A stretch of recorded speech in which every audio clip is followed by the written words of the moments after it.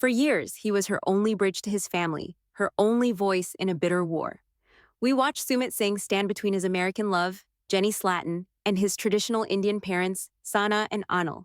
He translated their heated Hindi arguments, their tearful pleas, their stern warnings. He was the mediator, the peacemaker, the man desperately trying to hold two worlds together. But what if that bridge was a trap?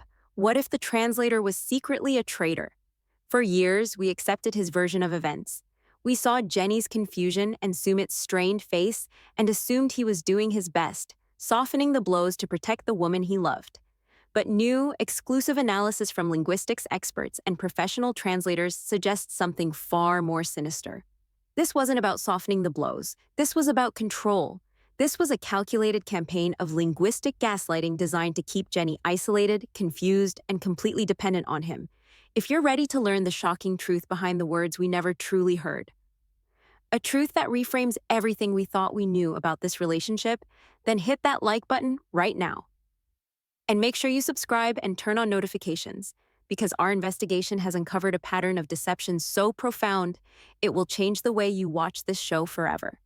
You think you know their story, you don't know the half of it. Let's begin by establishing the foundation of this entire theory, a foundation built on one undeniable fact: information is power. And in the volatile environment of the Singh family home, Sumit Singh was the sole gatekeeper of information. Jenny, a woman in a foreign land with no grasp of the Hindi language, was completely at his mercy. Every piece of information she received about the emotional state, the objections, and the true feelings of her prospective in-laws was filtered through one man. Her reality was not her own. It was a reality curated by Sumit. We've brought in two leading experts to help us deconstruct this complex dynamic. The first is Priya Sharma, a UN-certified court translator with over 2 decades of experience in high-stakes Hindi to English translation. She specializes in cultural and subtextual nuance.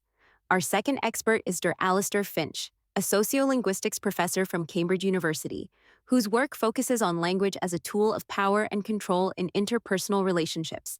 Together, they analyzed hours of footage, focusing on key confrontations that define the Sumit and Jenny saga.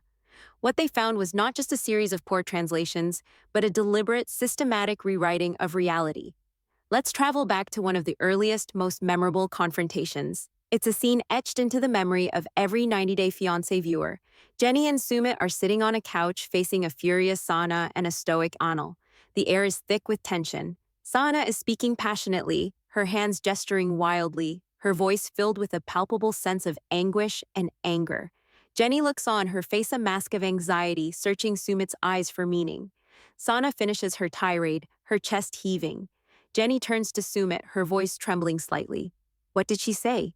Sumit takes a deep breath, his expression pained. He tells Jenny, "She is just saying she is very worried for me. She is worried about what society will say about our age difference.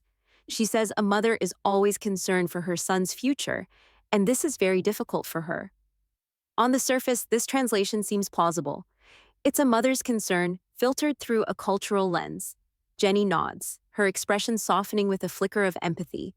She can understand a mother's worry, even if it's directed at her. She sees Sahna not as a monster, but as a concerned parent. But that is not what Sahna said. According to Priya Sharma's direct translation, the words were far more venomous. What Sahna actually said was, "This woman is twice your age. Look at her. What witchery has she used to blind my son? The entire neighborhood is laughing at us. They say the Singh family has been cursed, that our son is being preyed upon by a foreign crone who wants to suck the youth from him. You are bringing nothing but dishonor and filth into this house." Dr. Finch analyzes this discrepancy not as a simple softening, but as a complete contextual shift. What Sumit did here is masterful in its manipulative intent, Dr. Finch explains. He took a direct personal attack on Jenny's character, age, and perceived intentions and reframed it as abstract, societal pressure and maternal concern. The original Hindi places Jenny as the villain, the active agent of shame. Sumit's translation removes Jenny as the target and replaces her with the situation or society. He isn't protecting Jenny from the words, he is protecting himself from Jenny's reaction to the words. If Jenny knew she was being called a witch and a predator, her response would be to fight back, to defend herself, or potentially to leave. By translating it as "my mother is worried," he elicits sympathy from Jenny, making her a passive observer to his mother's pain rather than the direct victim of her abuse. This single instance reveals the core of the strategy: linguistic gaslighting. The term gaslighting refers to a form of psychological manipulation where a person seeks to make a victim question their own reality and perception. In this case, Sumit uses language to create a false reality for Jenny. She feels the hostility in the room. She sees the anger in Sahna's face and hears the venom in her tone. Her instincts are telling her she is under attack. But Sumit's words contradict her gut feeling. His translation tells her, "No, you're not being attacked. This isn't about you. It's about them. They are just concerned." Over time, this constant contradiction between what Jenny feels and what she is told she should be feeling would lead to a state of profound confusion. She would begin to doubt her own judgment, thinking, "Am I overreacting? Am I being too sensitive? Maybe this is just how Indian families express concern." She is conditioned to distrust her own instincts and to rely solely on Sumit's interpretation of events. She becomes a prisoner, not of walls and bars, but of a carefully constructed linguistic cage. Let's examine another crucial scene: the infamous confrontation with the family astrologer. The astrologer, a figure of immense authority and respect within their cultural context, is delivering his verdict on the compatibility of Sumit and Jenny. The mood is somber. He speaks in a calm, measured Hindi. After a long pronouncement, he falls silent. Everyone looks to Sumit. Sumit turns to Jenny and says, "He says it will be a difficult marriage. We will face many challenges from family, but if our love is strong, we can overcome them." He is not saying no, but he is advising caution. This translation once again frames the situation as a challenge to be overcome, a romantic narrative of star-crossed lovers proving everyone wrong. It gives Jenny a kernel of hope. A difficult path, yes, but a path nonetheless. Priya Sharma's analysis of the footage presents a starkly different reality. The astrologer's actual words were, "This union is inauspicious. The planetary alignment is unfavorable. It will bring discord to the family and long-term sorrow to the man. Continued association with this woman will drain his vitality and lead to financial ruin. The family's objections are cosmically justified. For the health of the family and the longevity of the son, this connection should be severed." There is no ambiguity here. This is not a maybe or a be careful. It is a definitive spiritual condemnation of their relationship. Dr. Finch points out the strategic genius of Sumit's mistranslation. By changing "should be severed" to "we can overcome them," Sumit flips the entire meaning. He transforms a hard stop sign into a yellow caution light. He understood that for Jenny, who had already invested years of her life and her entire life savings, the idea of a spiritual or cosmic rejection would be devastating. It's a non-negotiable roadblock. But a challenge? A challenge is something you can fight. A challenge is romantic. He fed her the one piece of narrative bait she was most likely to take, the idea that their love was strong enough to conquer all odds. He wasn't just translating words, he was manufacturing hope where none was offered. This pattern of manufacturing hope is a recurring theme. Consider the numerous arguments about finances. In one heated exchange, his father, Anil, speaks for several minutes, his tone stern and disapproving. He points his finger at Sumit, then gestures toward Jenny. Sumit's translation to Jenny is, "My father is asking about our financial plan. He wants to know how I will get a job and support us. He is concerned about our future." This is a practical, fatherly concern. It's a reasonable question any parent might ask. It allows Jenny to see Anil as a responsible, if strict, patriarch. But the direct translation paints a portrait of deep, personal resentment. Anil actually said, "Look at what you've become. You had a wife, a path, now you have nothing. And for what? For her? This old woman has no income. She sits in our house all day while you have given up everything. She has brought shame to our bloodline, and now she expects us to watch as she makes you a beggar. You think she loves you? She loves that you are her servant. She has made you weak." The difference is staggering. Sumit's version is a logistical problem to be solved. How will we make money? Anil's real statement is an existential judgment. She has ruined you and our family. Dr. Finch explains. The theme of shame and bloodline is critical in many traditional cultures. By completely omitting this, Sumit is hiding the true nature of his parents' objection. Their problem isn't just about the age gap or money, It's about a perceived stain on their family honor, a concept that is deeply, almost primordially important. If Jenny understood that in their eyes, she was a literal shame to their bloodline, she would grasp the true hopelessness of her situation. She would understand that this is not a problem that can be solved with a job or a budget. It's an insurmountable cultural and emotional wall. Sumit keeps her from seeing that wall.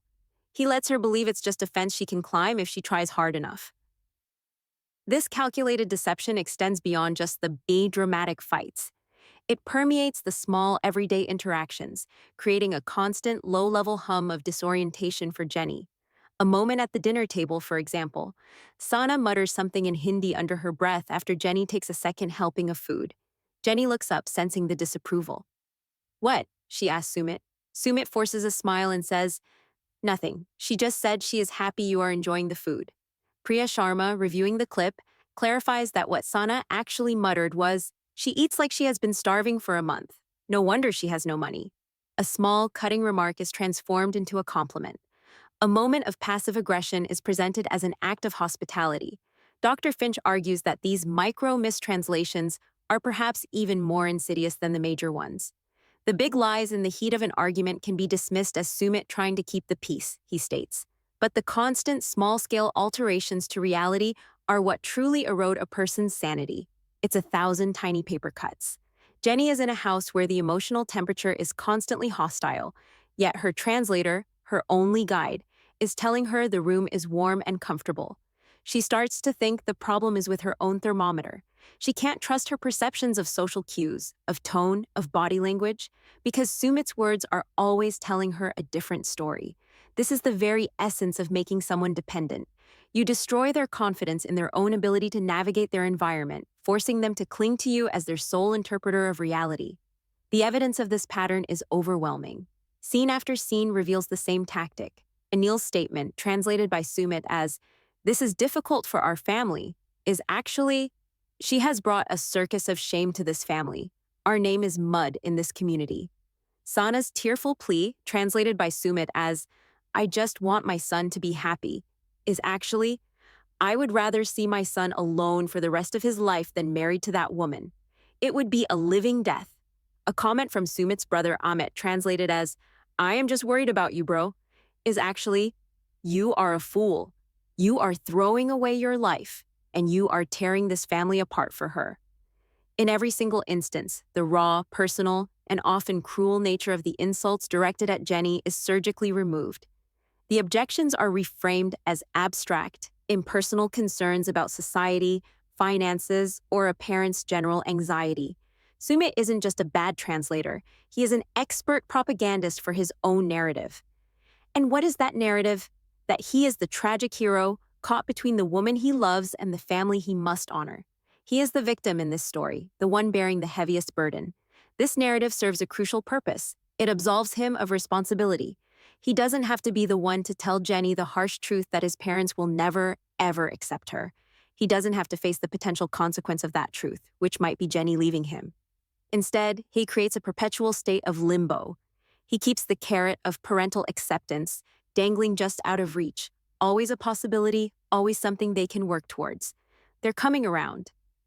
"It's getting better. Just give it more time." These are the phrases of a man not building a bridge, but managing a prison sentence, telling the inmate that a pardon is always just around the corner. This theory also forces us to re-examine Sumit's other major deception, his secret first marriage. For years, he hid from Jenny the fact that he was already in an arranged marriage. When the truth came out, it was a cataclysmic betrayal. We viewed it as a singular, massive lie, but through the lens of linguistic gaslighting, it no longer looks like an isolated event. It looks like part of a much larger pattern of behavior. The man who would lie about having a wife is the same man who would lie about what his mother is saying. The core motivation is the same: control the flow of information to prevent an undesirable outcome.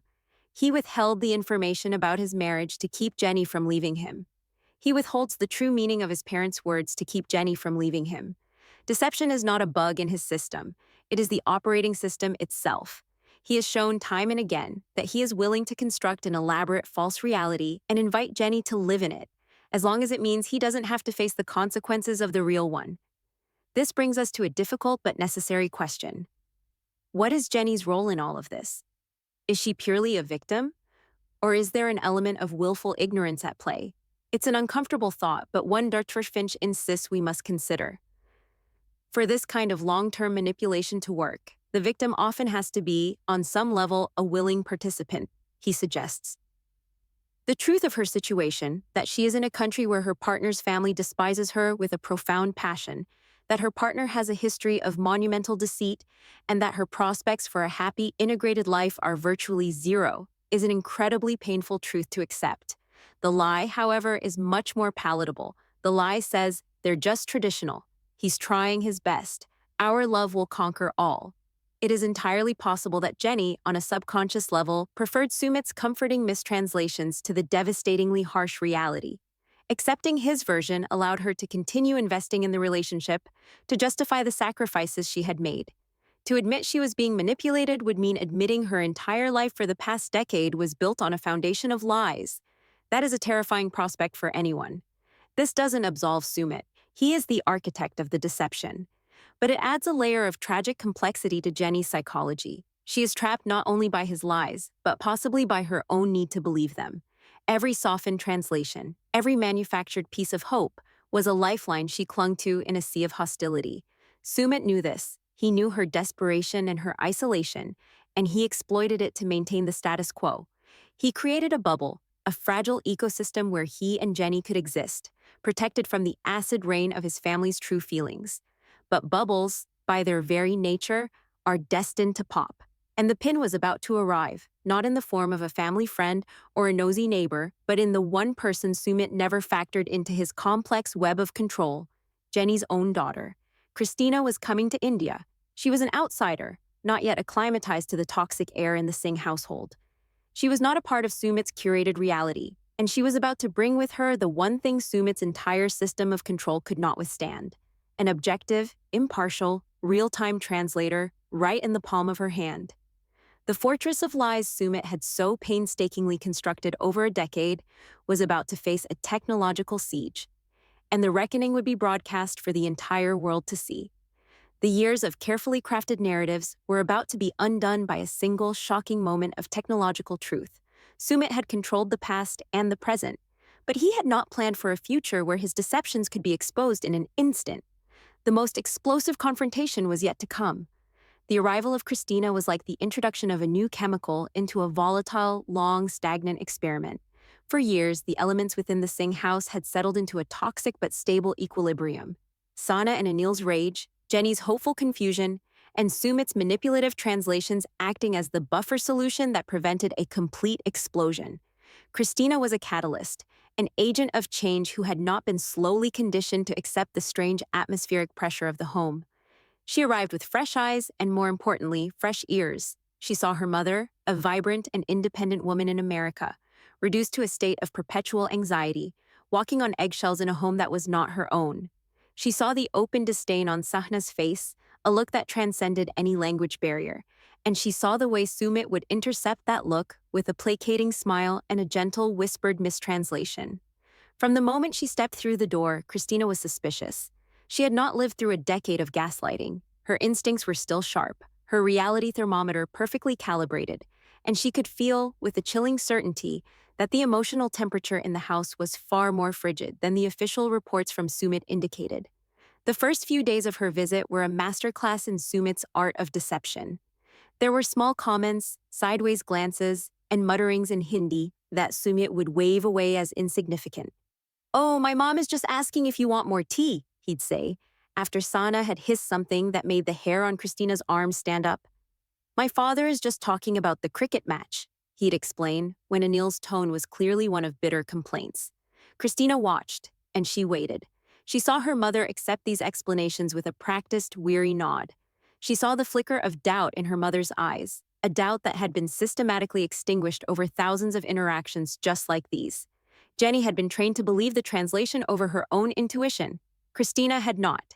She was an uncorrupted witness, and she was armed with a tool that Sumit had never anticipated would be brought onto his carefully controlled battlefield: a simple, elegant, and brutally effective real-time translation app on her smartphone.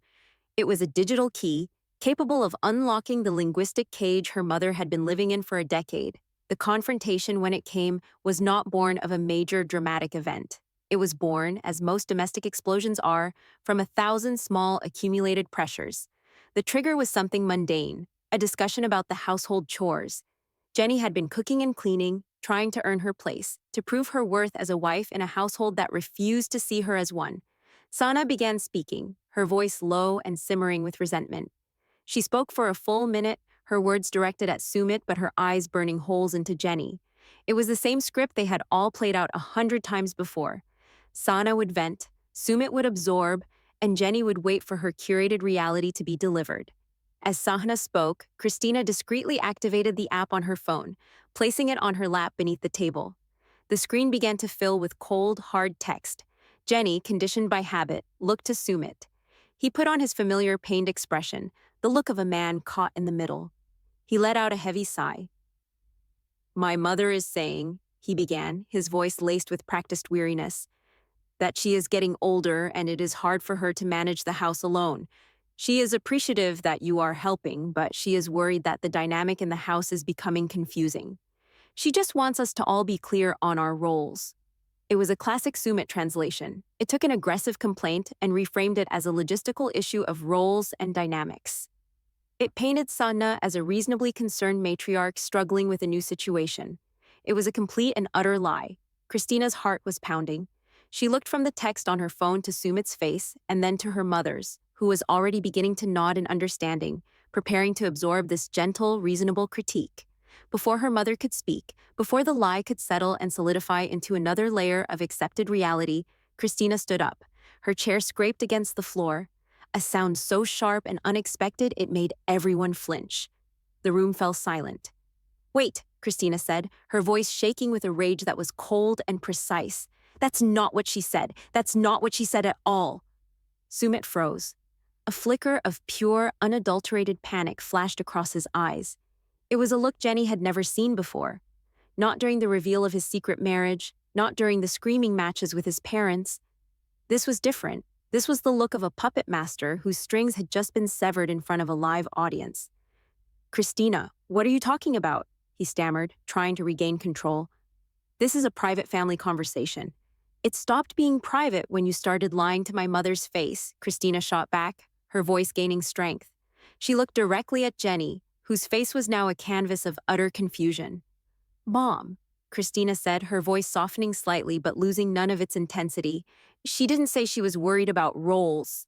She said." Christina paused, taking a breath as if to brace herself for the impact of the words she was about to unleash. "She said, 'Why is this useless old woman even in my kitchen? She touches my things with her foreign hands. She is a parasite, living in my house, eating my food, and she has turned my son into her personal servant. I want her out.'"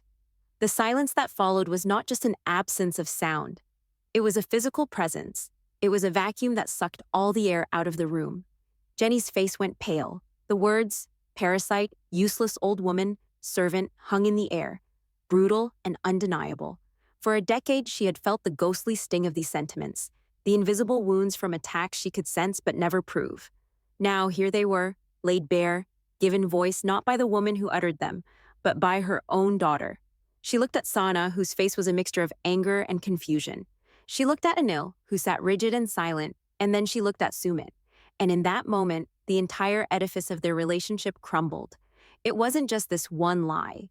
It was every single interaction, every argument, every tense dinner, every reassuring touch that followed a venomous tirade in Hindi.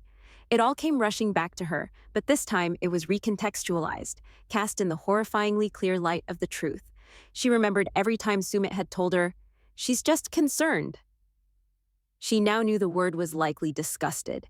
Every time he'd said, "They need more time," she now knew the real sentiment was, "We will never accept her." Every softened blow, every edited reality, every comforting lie was not an act of protection, but an act of profound imprisonment. He hadn't been shielding her from the bullets. He had been telling her the gunfire was just celebratory firecrackers while she bled out. He kept her in a state of manageable pain, never allowing the wound to be fatal enough for her to leave, but never allowing it to heal. It was the ultimate betrayal, more insidious than the secret marriage. The first marriage was a lie about his past. This was a lie about her present, her daily reality. He hadn't just lied to her, he had actively invalidated her own senses and intuition day after day, year after year. He had made her believe she was crazy for feeling the hostility that was, in fact, real and visceral. Sumit? Jenny's voice was a whisper, a fragile thing in the deafening silence. Is that what she said? Sumit's mind was racing, searching for an escape route from a room that suddenly had none. The old tactics wouldn't work. He couldn't mistranslate his way out of this. Christina was standing there, phone in hand, an impartial judge and jury. He fell back on the last refuge of a manipulator caught in the act, justification disguised as martyrdom. Jenny, you have to understand, he pleaded, his voice rising with desperation. I was protecting you. If I told you every single bad thing they said, you would have left years ago. I did it for us. I did it to keep our love alive. You don't understand our culture. Words are different here. It's just how they talk when they are upset. It doesn't mean what you think it means. But the spell was broken. The gaslighter's primary weapon, the ability to define reality, had been taken from him.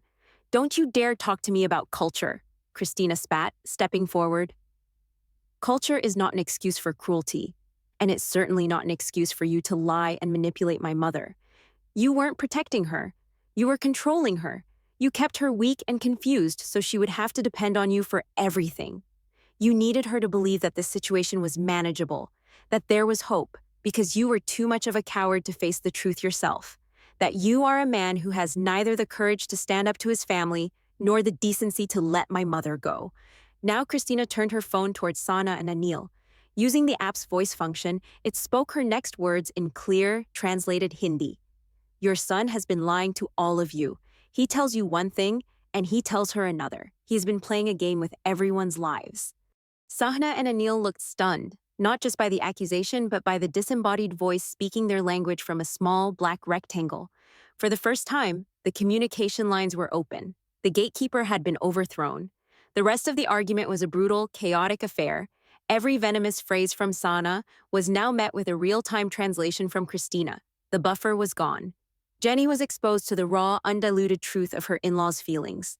This woman has shamed our family name forever, Sana wailed, and Christina's phone repeated it in English. He was a good boy before she poisoned his mind, Anil stated grimly, and the translation followed a second later. We will never, not in a million years, accept her as our daughter-in-law. She is a disgrace.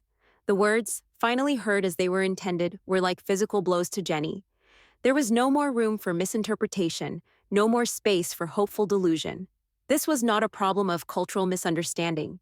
This was pure, unadulterated hatred.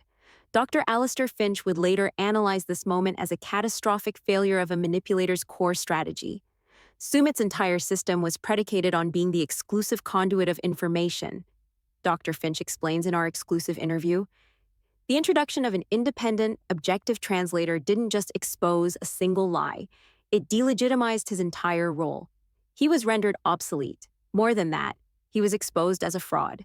This creates what we call a narcissistic injury, a wound so deep to the ego that it can provoke a state of total collapse or extreme defensive rage.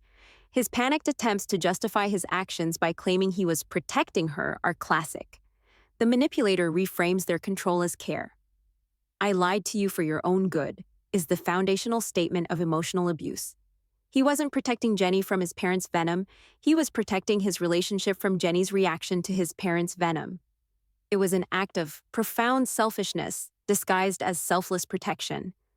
Priya Sharma adds a crucial cultural layer. The specific insults that Sumit chose to hide are incredibly significant, she notes. Words like parasite, accusations of witchcraft or of being a servant, and the constant invocation of family shame and bloodline are not just casual angry words in this context. They are deep, fundamental condemnations of a person's character and worth. They signify that the speaker views you as subhuman, as a contamination. By translating these deeply dehumanizing attacks as simple maternal concern, Sumit wasn't just changing the words, he was hiding a worldview. He was hiding the fact that his parents did not see Jenny as a person worthy of respect. To them, she was an obstacle, a disease that had infected their son. For Jenny to live in that house without knowing that she was viewed this way is a psychological cruelty of the highest order. In the aftermath of that explosive confrontation, the dynamics of the house were irrevocably shattered. The trust between Jenny and Sumit, already damaged by the secret marriage, was now annihilated. How could she ever believe another word he said? Every memory was now tainted. Every "I love you" was now suspect, potentially just another piece of a larger manipulation designed to keep her docile and compliant. This was his most unforgivable deception. The lie about his marriage was a singular, contained event, a bomb that went off and left a crater. But this lie, the linguistic gaslighting, was a slow-acting poison she'd been ingesting daily for a decade. It was a lie that attacked her mind, her intuition, and her very sense of reality. He didn't just deceive her, he tried to fundamentally remake her perception of the world to suit his own needs. He didn't build a bridge between Jenny and his family, he built a cage with comforting words for bars. He was the warden, the sole key holder, convincing his prisoner that she was not only safe, but that the cage was, in fact, a sanctuary built to protect her. The moment that translation app spoke the truth, it wasn't just a lie that was exposed, the entire cage dissolved, revealing to Jenny that she had been living in a hostile wilderness all along. And the man she trusted as her guide had been deliberately leading her in circles, ensuring she never found a way out. Is this Sumit's most unforgivable deception? Was this calculated long-term psychological manipulation worse than the lie of his secret marriage? He broke her trust then, but did he break her mind this time? Let us know what you think in the comments below. This is a story of love, lies, and the secret power of language. And if you think this is shocking, you have no idea what we've uncovered about other couples. Hit that subscribe button and turn on notifications, because our next investigation features exclusive, never-aired direct translations from another iconic 90-day couples family fight that will prove the person you thought was the victim is actually the one pulling all the strings. You won't want to miss it.